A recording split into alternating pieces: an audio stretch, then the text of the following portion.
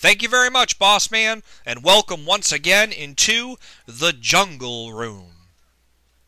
There are hundreds and thousands of Elvis fans out there, myself included, who pride themselves on their collection of Elvis Presley records and memorabilia. As collectors, we're always searching for that next piece of Elvis memorabilia. Of course, people who aren't fans or collectors will never appreciate or understand the lengths that us Elvis fans will go to for that one elusive piece that we have been searching for to complete our collection. But over the last few years, there is one group of people who I have discovered know exactly what we, as Elvis fans, are willing to pay for a piece of Elvis memorabilia. Those people? The crooks on eBay. It absolutely astonishes me that these so-called sellers have the nerve to actually post some of the things that they do on eBay. It never ceases to amaze me at the prices that some of these crooks have the gall to charge fans just because Elvis's name is attached to it.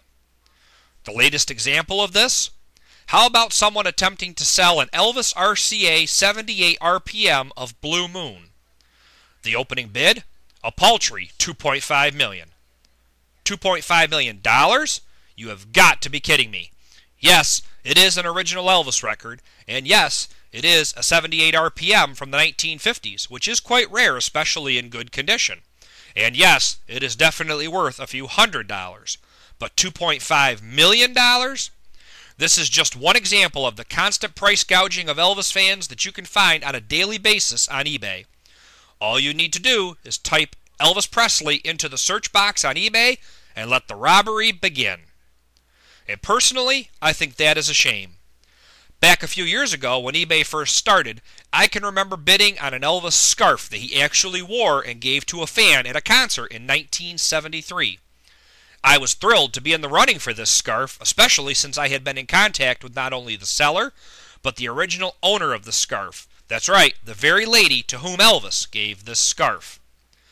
Once satisfied that the authenticity of the scarf was genuine, I bid fast and furious until, voila, I was the proud owner of an actual Elvis-worn scarf, which still hangs proudly displayed on my wall today. But that was several years ago, when eBay was in its infancy. Today, I wouldn't even dream of making such a large purchase. Why?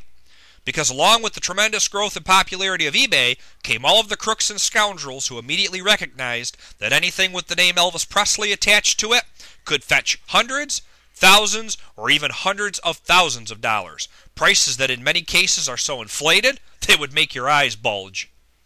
Now, this is not to say that every seller on eBay that has an Elvis item for sale is a crook. In fact, I know several sellers who actually make a living through the online auction house, and they do very well for themselves. The problem is that the number of decent, reputable dealers on eBay are far exceeded by the number of get-rich-quick scoundrels who are trying to sell their Elvis items for outlandish prices, or are trying to pass off bootleg items as the real deal. Either way, not only are these crooks making it hard for the true, knowledgeable Elvis fans to purchase authentic souvenirs, but it is even more appalling to think about the many amateur, unsuspecting Elvis collectors out there that are being taken advantage of by these slicksters. And in a final, cruel twist of irony, the main purpose that all of these swindlers have in common, greed, is something that plagued Elvis throughout his life by those around him. And even now, over 30 years after his death, Elvis is still the target of greed. Somewhere in the great beyond, the king of the swindlers, Colonel Tom Parker, has to be smiling.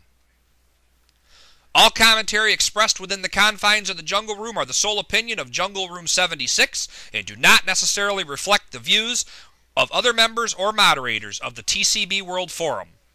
Questions or comments about this week's commentary can be directed to me, Jungle Room 76, via the private message service on the TCB-WORLD Forum.